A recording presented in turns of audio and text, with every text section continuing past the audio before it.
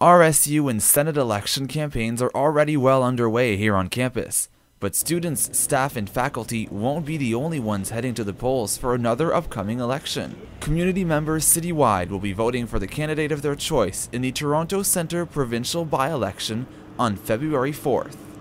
A by-election was triggered in this riding only following the resignation of mayoral hopeful George Smitherman after 11 years of service.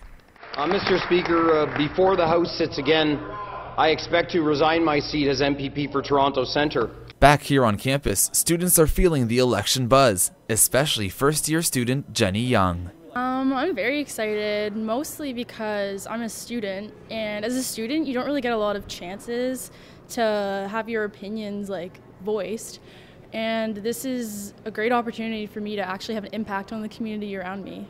Like many other students, it will be Jenny's first time to vote. I'm a little nervous, to be honest, because it's an important decision and I know it's going to have an impact, and I've never had that kind of chance before. Students and area residents will be able to vote right here on campus inside Pittman Hall residence. With the riding as diverse as Toronto Centre and 8 candidates running, voters could have a tough decision to make.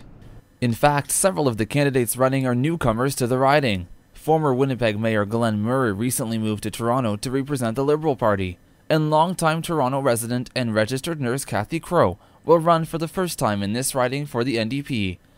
Previous runner-up Pamela Taylor returns for a second election, representing the Conservatives. For some, now that their voting registration is completed, it's time for the difficult part, deciding which candidate to vote for. I don't really know who I'm voting for yet because I want to give all the candidates a fair chance and research them accordingly. Toronto Centre residents are heading to the polls on February 4th, with polling stations open from 9 a.m. till 9 p.m.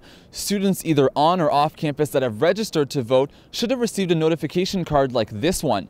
If you haven't registered yet, it's not too late. You can log on to elections.on.ca to find out which identification pieces are needed to register at the polls on Election Day. I'm Stéphane Paré with RUtv News.